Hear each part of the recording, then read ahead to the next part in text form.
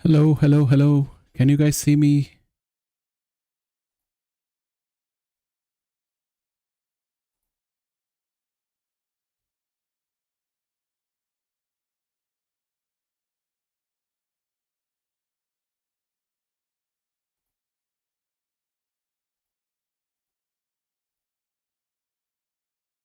Okay, we are on. Great. Okay, guys, we have started off. I think you can see me now. So let's get going right now. I'm going to um, just going to wait for a few seconds on the browser to see that I have Inf and Jess out here. Jesse, please join us.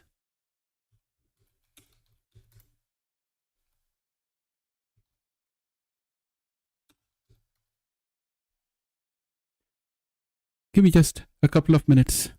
I'm going to set up everything and I'll get back to you guys. Where we go. Okay. So it's just Inf on here. I think Jesse needs to join us. He's also waiting. While we are waiting for him, I'm going to just arrange my screen so that I can share my screen and talk to you about various things that I have seen of late. So I'm going to go down here. Then I'm going to start the window capture.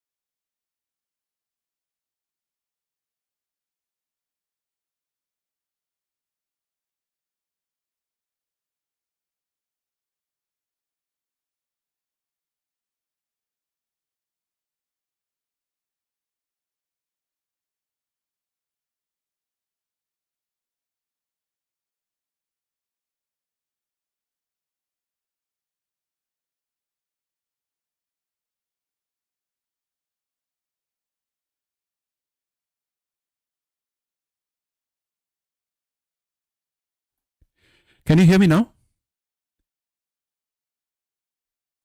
Can you hear me now? Can you hear me now? Okay. You should be able to see me now. Okay, great. All set. So the very first item I had for you guys was that the home builder sentiment plunges in July as buyers pull back. So there are two items of concern here. One is that people who already have money in the stock market might take it out in order to meet their mortgage and other obligation, especially big investors who have portfolios in real estate as well as stocks and gold and bond and so on. So they will have some problems and they may withdraw from the market.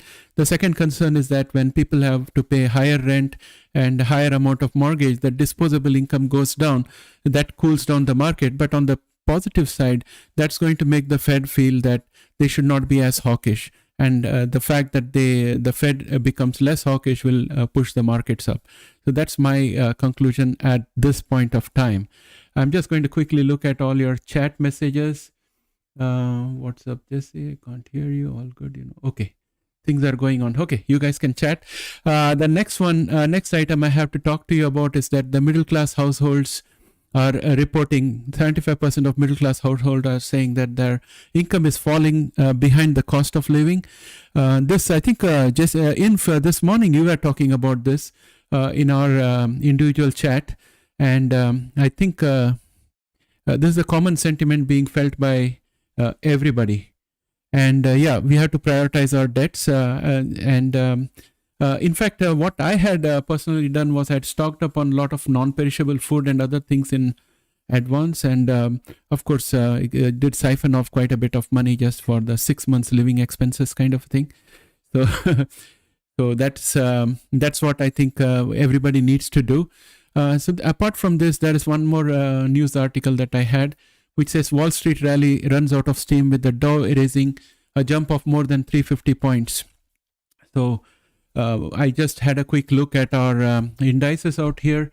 First, I saw the banks. Banks have also given up the gains. Bank of America gave up gains. It's a marginally negative.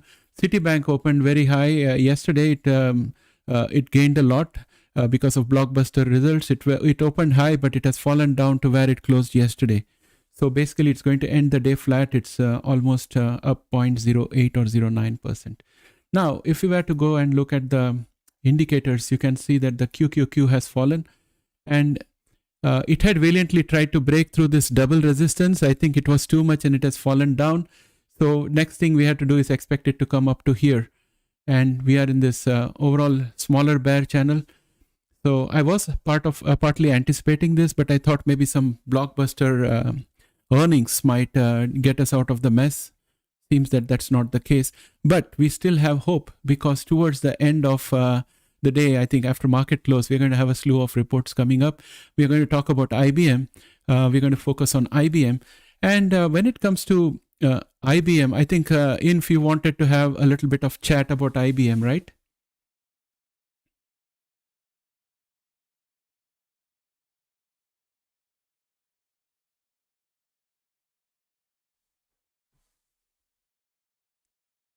Okay. There's a nice chat going on out there.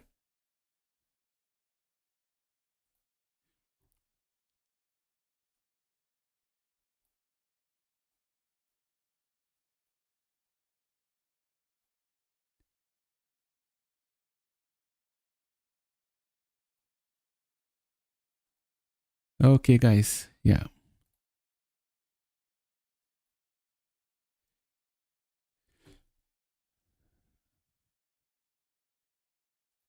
Now, yeah, QQQ is down, and S&P 500 also has pushed down from this resistance we had here at 388.74. Let us see what's happening with the Russell Index. Russell Index also has bounced down from the resistance that we had put there. Overall, it's on a bear track. So if I draw this line here, this should be red because this is the resistance. So we have a whole lot of headwinds out here.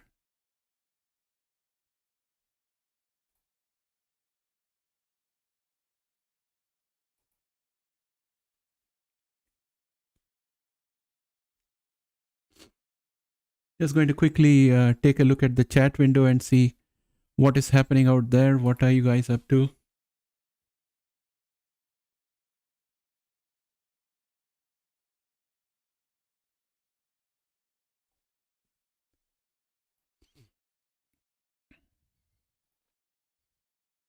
Hey, Inf, I'm not any great wizard. I'm just like you guys. The only difference is that I have a channel. I mean, you guys could also put up a channel and I have the discussion. I think I personally always feel that one person cannot know everything about the market. And the market has got knowledgeable players as well as illiterate players. So the average effect of all that is very difficult for anybody to predict. And when it comes to, yeah, I disappeared in between. I disappeared in between.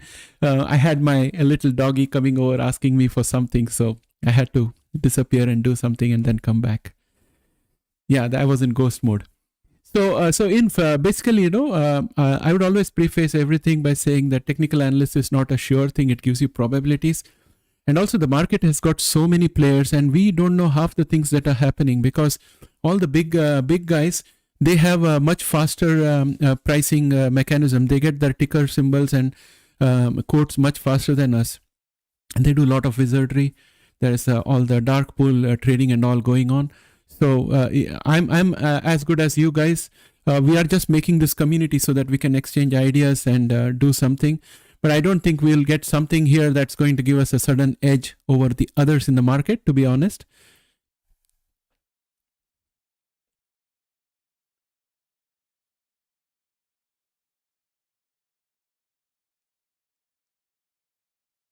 Hey, good job, Jesse. You sold it at 22K. I was still holding it, and I'm still holding it. So you took profits at the right time on Bitcoin. That's great. That's great. Yeah. That was Rafi. That was Rafi who came to me, not Corey. Nice, you remember the names. Good. So that said, I'll keep everything real out here. I mean, I won't give you false hype on anything. So let us go and have a look at the put call ratio where it is. So it's at 1.01. It's just edging towards the bearishness. And XLY by XLP, yeah, it's dropping again. So it's going to be risk off. So in that case, let's look at genomics and see how much is the damage. Good Lord. PACV has taken a huge beating. I still could not find out a reason why PACB is taking a beating. One of our subscribers asked this morning. I gave him the information I had from 10 days ago. I think out here, there's an antitrust thing going on. There is something about their intellectual property. But here we have a double bottom out here, inverted double bottom, so it's likely to fall sharply. But I'm thinking, how much more can it fall? It can go all the way up to $2.50, I suppose. So we have a resistance out here. This is where I think I could find resistance, 3.54. So it could fall another 40 cents before bouncing back, in my opinion. But you can't take it to the bank. It's just a quick opinion out here. Let's look at this earnings on 3rd August. So I'll very soon have to do a video on this. Okay, it's still going to project a loss, but it has got products going on. I really like the business model of this company. I don't see why they are having problems.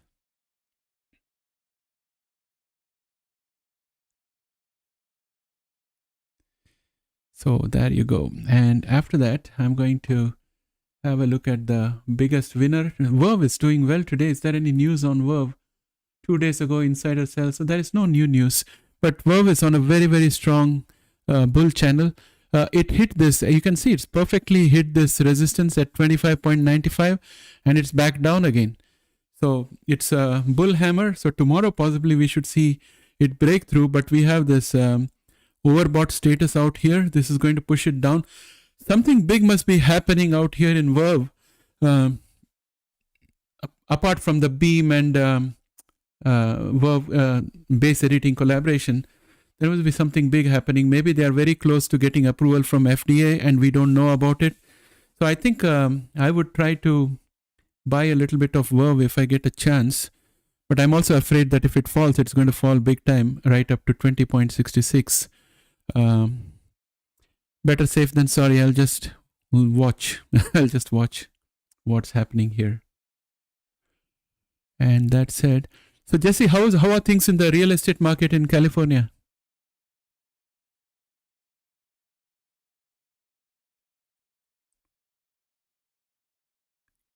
Are you feeling the hit from our tech employment slowdown out there?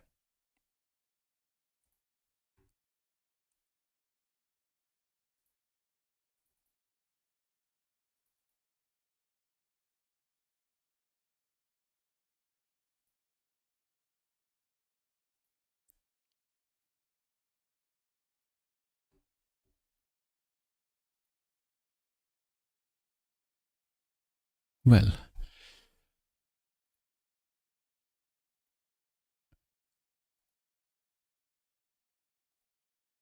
Editas also is again the bull channel, so that looks good. Allogene, looking good. Let's just check out what's happening with Yahoo Finance and see what they are talking about.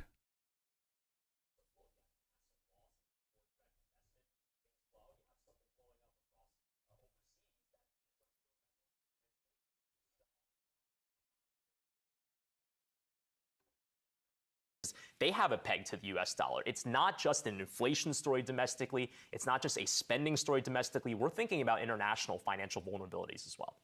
All right, Brian Chung, really laying down what's at stake here with this interest rate increase. Thanks so much. Appreciate it. I'm willing to say two things. Number one, it's going to get to the president's desk this summer. Number two, there'll be a lot of ups and downs between now and when it does. Demand for these chips is through the roof. And these companies are already at 95% capacity. So the only way to meet demand is to add, build new factories. And they have to do it now because it takes a couple of years to build them. So that's why we are at this truly urgent point.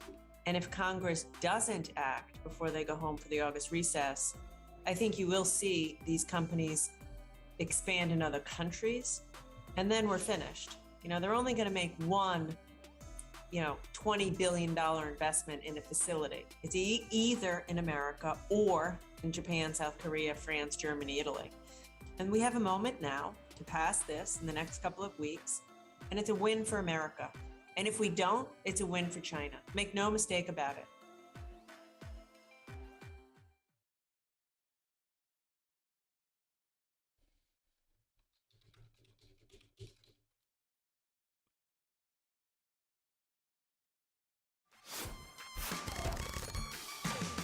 Downtime costs money.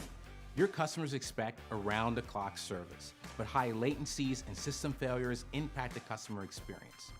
Our full-stack observability solution helps you maintain service-level objectives like reliability, availability, and performance across your workloads and resources.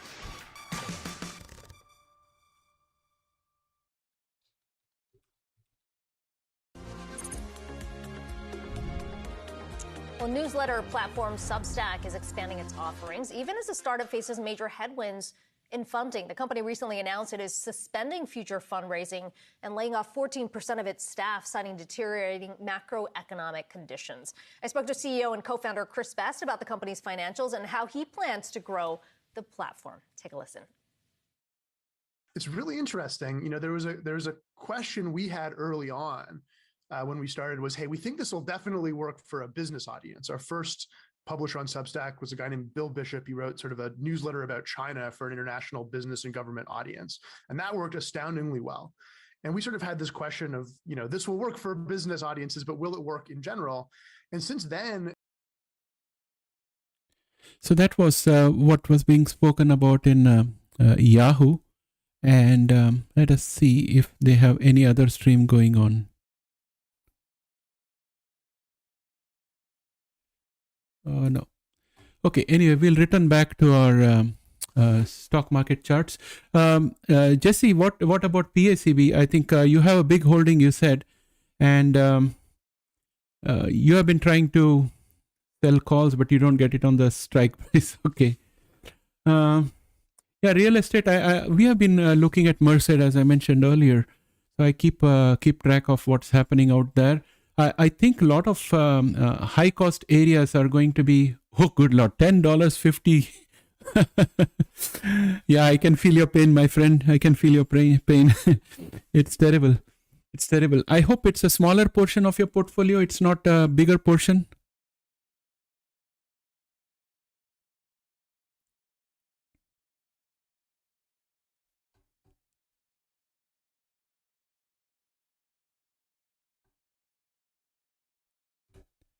So let me do a little bit of a deep dive on PACB and see if I can find some good news for you.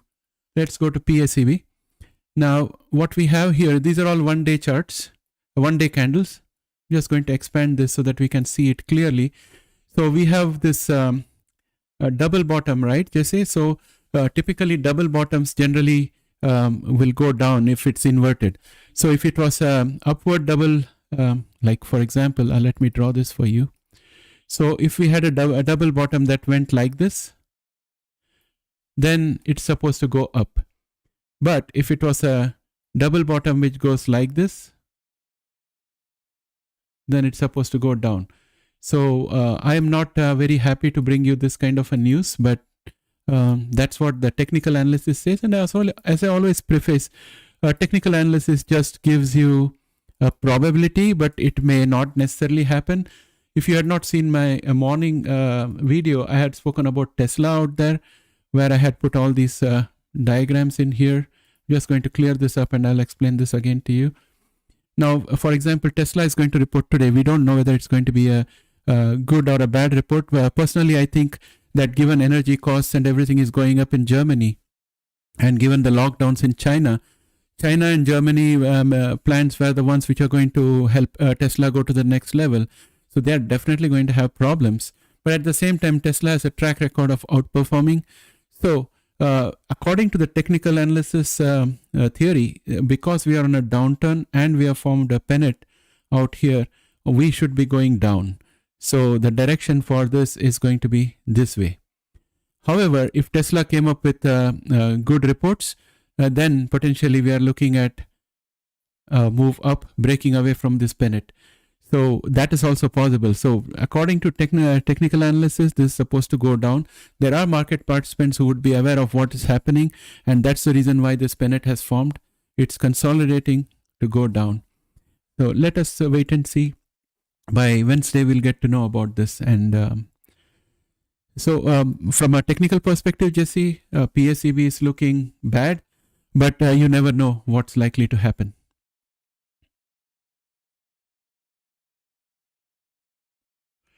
So yeah, today it's IBM. So I'm focusing on IBM.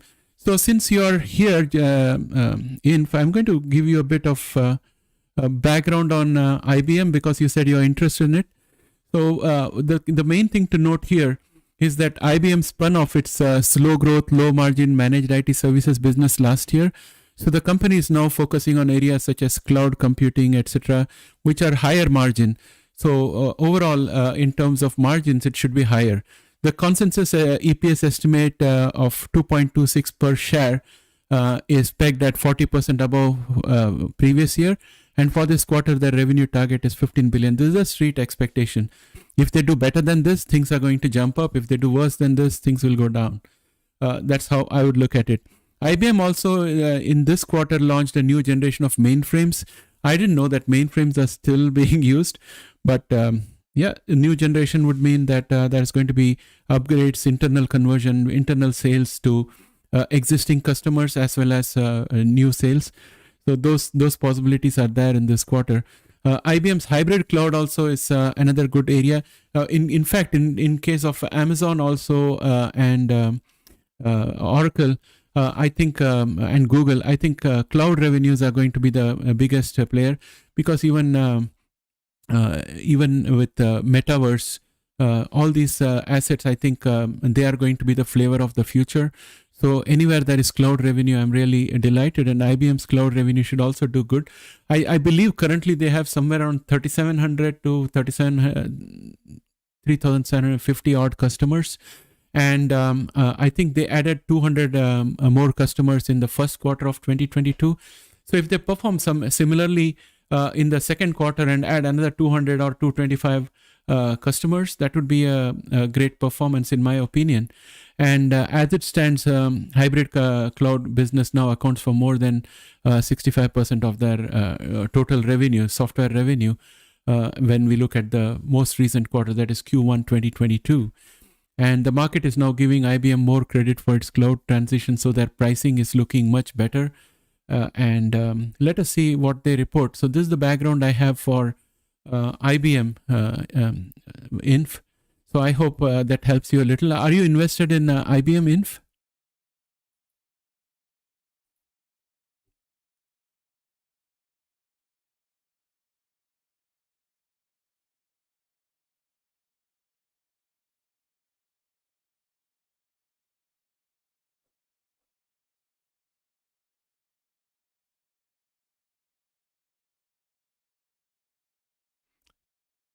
Okay. I am not invited in IBM, Raj. You were just curious about it. Yes, among today's, it's the most interesting.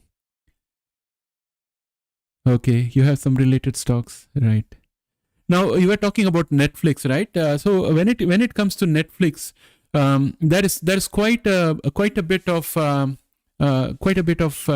competition for Netflix, which we already know. It happened way before these quarters, but I think that Netflix generally is having a bit of a weakness. There was a time when people would say that Netflix was just sitting with wads of cash for producers to just produce stuff, and so that they can put it into the viewing library.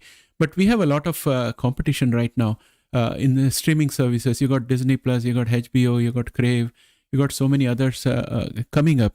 And apart from that, there is also these IPTV providers who are just stealthily eating into the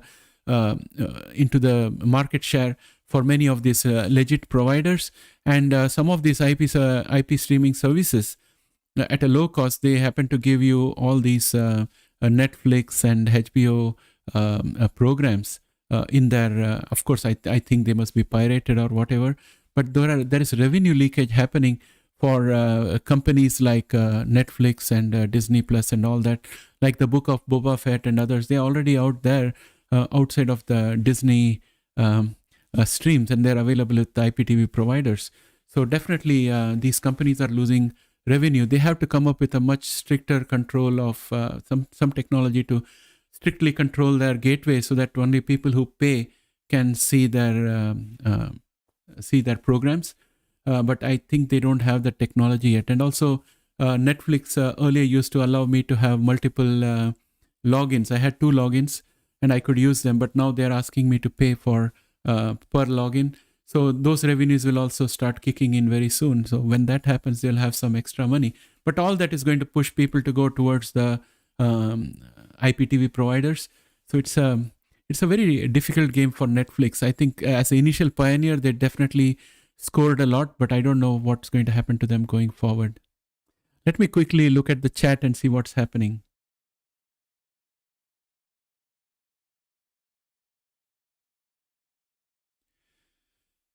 Yeah, and also personally, I had been doing a bit of research on YouTube itself, trying to find out the trajectory of various YouTube channels. I think we grew very fast to reach 580, but we are in a niche. And I was trying to find out how long does it take to get to 100. So when I started the channel, my first question was, how long will it take to reach 100 subscribers? And then the question was, how long before I get the community tab and 500 subscribers? So now my question is, the next milestone 1000, when do I reach that? So I was doing a bit of research, and I was more concerned because our subscriber number is not growing as fast as it used to. And we were stuck at 575 for quite a long time. So what I found out was that there are many successful YouTubers who are saying that recession is having an impact on YouTube itself. And as a result, the streaming revenues and everything is going down. Maybe that accounts for our slowdown in subscribers. So let us see. But now I can see that the clock says that it's already 4 o'clock. So I'm going to go and have a look at our indices and let's see what's happening out there. So let's go here. Let's go to genomics. Okay, let me start first with the indicators. Go to QQQ and see where QQQ has ended. So QQQ finished the day down minus 0.85. So it is definitely below this bear channel. It has not created a new support out here. So it's not looking great. Momentum is also down. It's not looking great at this point of time for tomorrow. Post-market, it's flat. But we'll see what happens. Before we close the stream, we'll come back and look here. SPY, S&P 500 also just perfectly hit this resistance here, which happens to be at 387, and it has come back down, and it's closed down where it opened yesterday. So more or less it's flat at when we look at end of the day numbers. It still has got support out here, which is this diagonal line, and I think it will have support here at 377.76 for tomorrow. And if we look at Russell's also bounced down from this minor resistance, and it has got a double bottom out here, but it's on a bullish channel. So I would consider the bullish channel more, and I think it's going to come down here. It's going to get support next at 177.42. So that's what I think is going to happen out here. 172.14. That's where it's going to get support. Next, Dow Jones. Dow Jones also broke through this diagonal resistance line and came down. Dow Jones has been very resilient, I must say. It has not fallen into bear territory since we began this downturn. So I'm thinking that once Dow Jones goes below 20%, that's when the market would have bottomed. So we still have some time for it. That said, we are looking at VIX. VIX formed a doji candle out here. Typically, this kind of a structure is called as a bullish harami, which means that this is the precursor to a upward move, which doesn't bode well for VIX, because if VIX goes up, we are all dead. So I hope this signal doesn't come true, but that's what it says right now. So it's foretelling hard times to come. Put call ratio has ended at 1.02, which I would consider neutral. And XLY by XLP has turned a bit green, a bit risk on. I don't know what that means. If you look at the US dollar index, it has fallen below this bull channel that we had. So what I'm going to do is, instead of making that as a resistance, I'm just going to pull this down here and assume that it's going to still go up on a slightly more moderate pace. Because worldwide things are looking bad, and US dollar being a reserve currency, it's going to have a lot of inflow from various parts of the world. So that's why I'm doing that. US oil has also fallen, gone up, but it's still below the diagonal line of resistance. I don't think this is going to be sustainable, but it's going to come down again. It bounced off the support out here nicely. So all these things kind of reinforce my belief in technical analysis. But when we go to real life situation, things do change, and sometimes technical analysis may say something, but reality may end up being different. But right now, I still think that oil is going to come down because of global demand destruction and overall interest rate hikes across central banks across the world. But one of the reasons why the oil price might have gone up is because of the fact that the lower inflation is going to make the Fed look a bit dovish. So these are all like catch-22 situation. They are all looking at each other and trying to move. So tomorrow, I think oil will start coming down. That's my feel. Now I'm going to quickly look at chat to see if there is something out here. What is that? Recession, YouTube effect, IBM is up, alternate, etc. We got 4 watchers now. Yeah, I'm happy. 4 people. I don't know who the others are, but if they can come on the chat and say something, I'll be happy about it. These are our initial chats. So we need to have some activity going on here. So I'm going to go back to my commentary unless any of you have any questions. I'm going back into what I was looking here with US oil. Now I want to go to genomic share. Oh, before I go to genomic share, let me look at what's happened with Tesla. Where has Tesla ended? It's gone up today, but see, it has pierced through this diagonal line of resistance and it has come back again. So it's respecting the pennant. And I'm telling you that from a pennant and technical analysis perspective, it's going to fall down. And also, if you look at the fundamentals, logically, China and Germany are not going to be able to give good news because of their respective problems. So I think it's coming down. And that means Elon Musk is going to have problems with his Twitter acquisition also. Because in the Delaware courts, they're going to say that you got to buy it. So either is in the hook for $1 billion, in which case I think that shareholders of Twitter might come up with some kind of a class action asking for some damages because he yanked Twitter around like crazy. So that is going to be cost. There is no free meal in the investment market. So we'll have to see what happens out there because most of his money is coming from Twitter shares, and if Tesla shares, and if Tesla shares are going down, that means his borrowing ability is going down. So Elon is in for a bit of trouble out here. I hope he's able to get out of this properly because I'm a big fan of Elon Musk, and I hope he just focuses on Tesla and SpaceX projects and get them going. He need not do too many things, and he need not be very glamorous. People still will love him. I hope he does that. And with that, let us go to genomics. And before I go into genomics, I want to take a quick look at what's happening in the chat window. I'm in PCG pretty deep. It's probably 25%. Oh, PCB you mean? Yeah, 25% of your portfolio. Oh, you work for the company, Jesse? I think the company is pretty good, Jesse. I like that company. I think it's a pretty good company, and it will do very well. Yeah, I like the business model also. Okay, so that said, I'm going to go in and have a look at my stocks.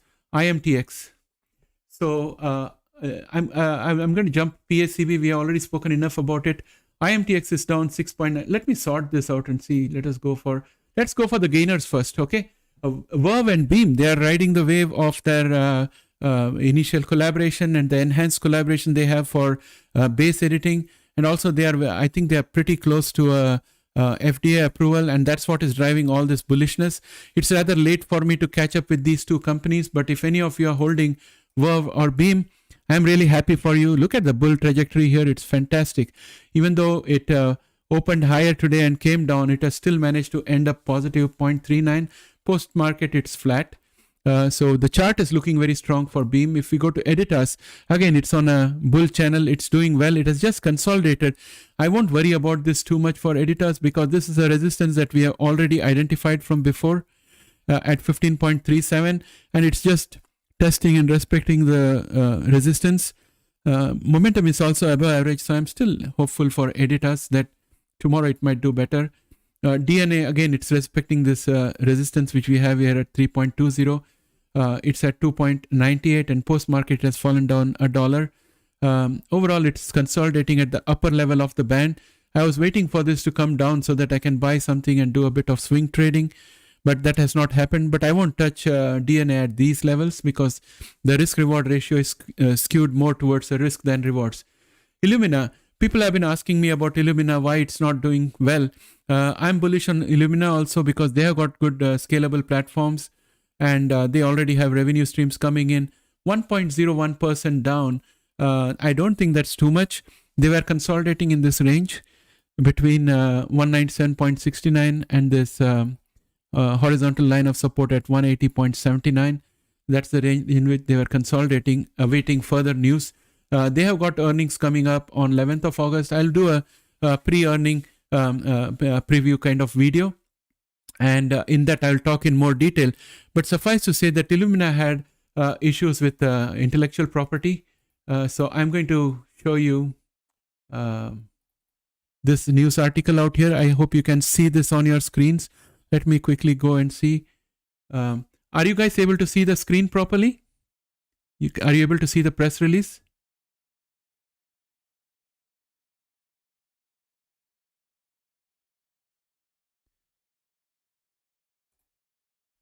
So this press release says that Illumina and BGI Group subsidiaries have settled a US lawsuit relating to their respective DNA sequencing technologies, according to a US Securities Exchange Commission filing late Thursday.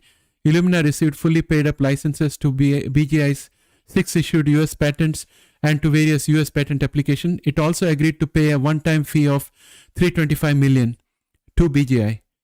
And BGI meanwhile received a fully paid up license to Illumina's 3 US patents. The companies also agreed to a litigation standstill for patent and antitrust actions in the US and its territories until October 1, 2025, according to the filing. The standstill does not apply to the firm's respective patents or patent applications related to non-invasive prenatal testing, nor to the intellectual property of Grail Inc. related to multi-cancer early detection, according to the filing. Grail Inc. was also a part of Illumina before they spun them off. Now they are trying to merge with them. So this Grail is held separately by Illumina at this point of time, pending EU antitrust regulations taking effect. So that's the story of Illumina. There's a whole lot of things happening out there. No wonder the price is going down and consolidating in a very lower level. But again, this company like PACB is also pretty good. Let me check what you guys are saying in the chat.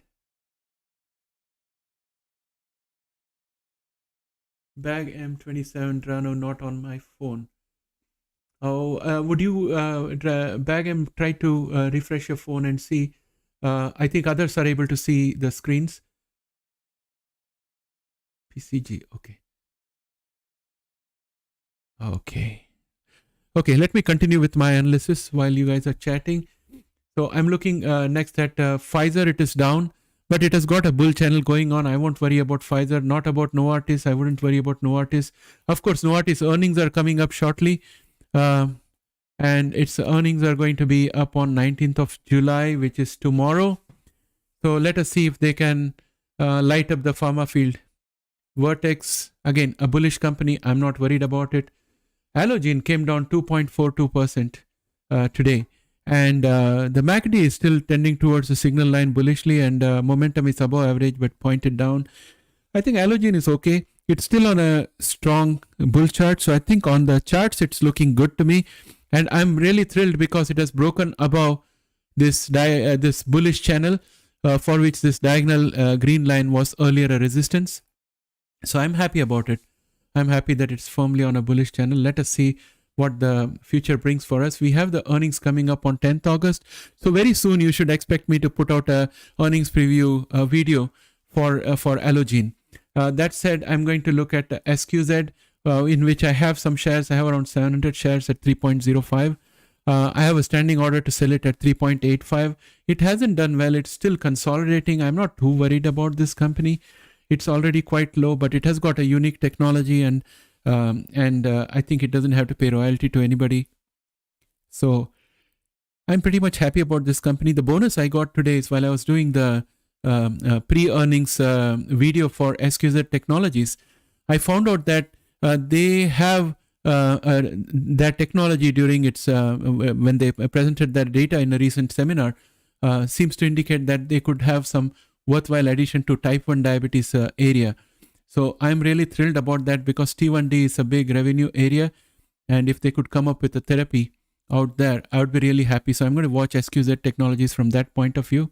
And when I go to look at ARCG, again, I hold ARCG. I have got some ARCG with me, heavily negative on ARCG on my portfolio, but it is on a very strong bull trajectory out here. It's been consolidating out here, but given that it's on a upward momentum, so if I was to draw a trend line out here, connecting the tops, which is the resistance out there, and then connecting the bottom out here, from here to here, and mark this as a support. So I would say this is a pennant, and because it's on a rising pattern, technical analysis would have us believe that it's going to break upward, and it should move up. It should break and move upward. I'm waiting for that to happen. Potentially its earnings might probably give it a spur or something. I think ARCG doesn't provide its earnings, but the underlying companies, if any of them come up with earnings that are kind of moving the needle, we could see the breakout happening, or else it's going to approach this diagonal line of support and then it's going to break up. So one of those things are likely to happen in my opinion, and I think I'm still bullish on this company. I'm going to hold on this fund. Then let's look at CRISPR Therapeutics. Again, it's on a very strong bullish channel. I wouldn't be worried about. Look at how good technical analysis is. It's on 79.5 and exactly stopped there on support. So that's what I like about technical analysis. Of course, it's not 100% always, but most of the times it shows you symptoms like this to say that, yeah, it's like it still exists. Technical analysis still rules. So that said, I think it's still a strong company. It's still bullish. It'll probably go up again tomorrow. That said, I look at Intelia. Again, I'm going to come up with an earnings video for Intelia. It's reporting on 4th of August. Right now, it's still on a bull channel. It has broken down below this support of 60.88. That causes me a bit of worry. But it had flirted with overbought status for a while, so that's a positive. So tomorrow, I think we'll have to see where this share goes. I'm going to mark this 60.88 as a resistance for now, and we'll take it up tomorrow. Bluebird, it's down minus 5.20. Unfortunately for us, it has fallen below this line of support, and this had multiple contact points. So I'm going to convert this into a resistance, and we'll see what happens tomorrow. And we still have support out here at 3.80, and I'll expect that to hold for us. And I think I'll also like to draw a minor support out here, which is going to be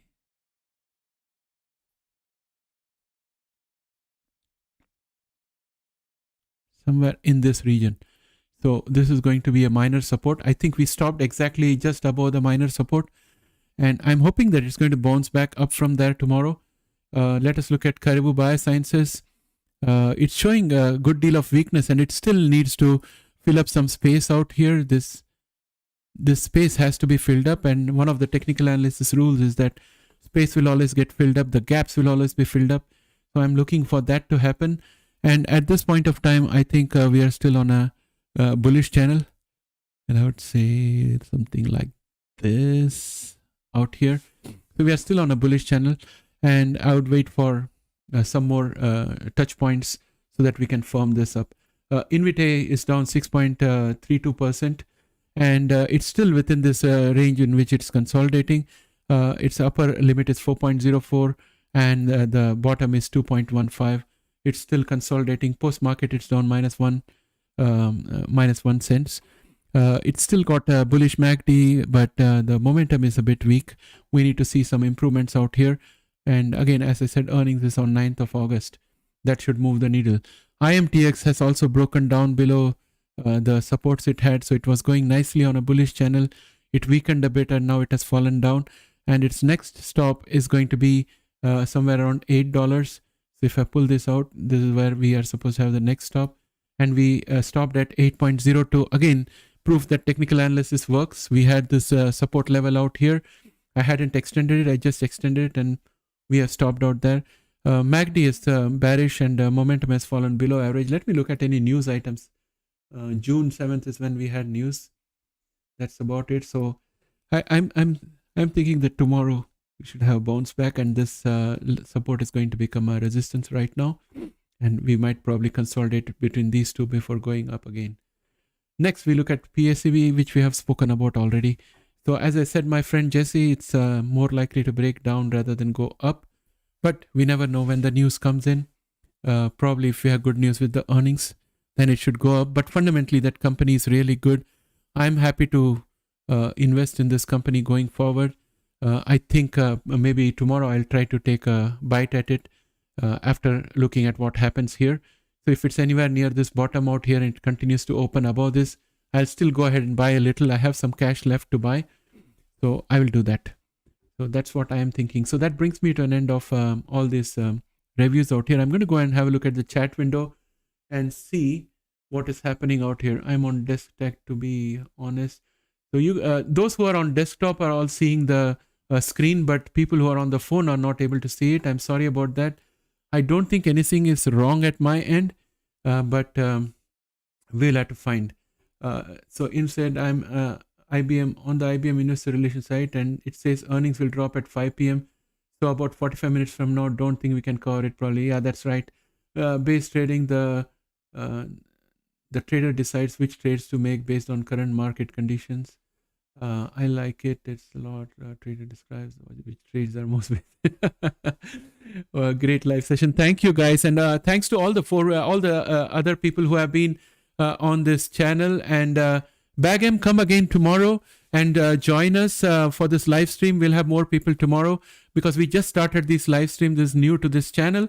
We are just building it up. You are most welcome. And if you are not subscribed, just subscribe and put the notification on, because I'm going to put earnings preview videos and also deep dive videos on various companies. There are 10 companies which I have identified in the genomic sequencing area.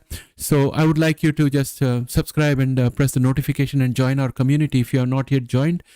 And with this, I'm going to bring this session to a close. But if any of you have any questions about any stocks, please feel free to ask. I can spare another 10 minutes to do some quick technical analysis on any of your stocks. Even if it's not genomics, that's okay. But I want you guys to have value for coming into this live session. So please go ahead and ask your questions if you have any stocks that you want me to look at.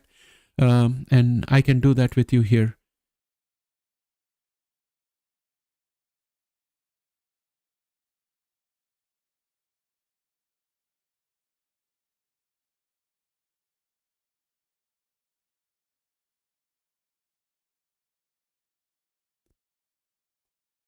Okay. So I guess I'll wait for another few seconds because there is a time lag between when I say something and when you receive something. So I'm going to wait for your answers. Pacific Bio. Elber, we actually spoke about Pacific Bio already, but I'll just give you a quick recap. Let go of Nortel Networking. Let me quick answer to Elber also. Elber, with regard to Pacific Bio, right? Personally, I think it's a great company. It's got revenue streams going on, and it's got some scalable products. It's got hardware revenue. It's also got services revenue, and it's got consumables revenue, and it's got maintenance revenue. And as they keep on increasing their user base, they are going to be fortifying all those revenue streams. So it's a multiple revenue streams company.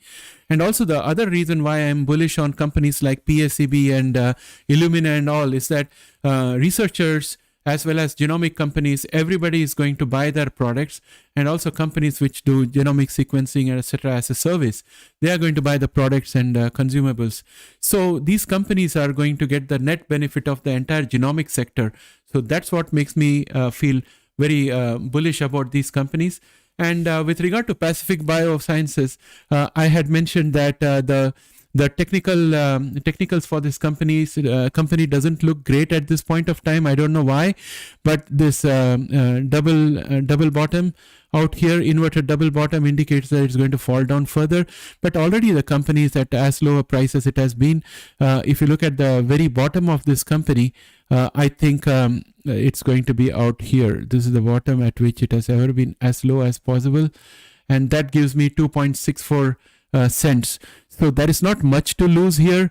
I think this company is worth buying and holding for the long run.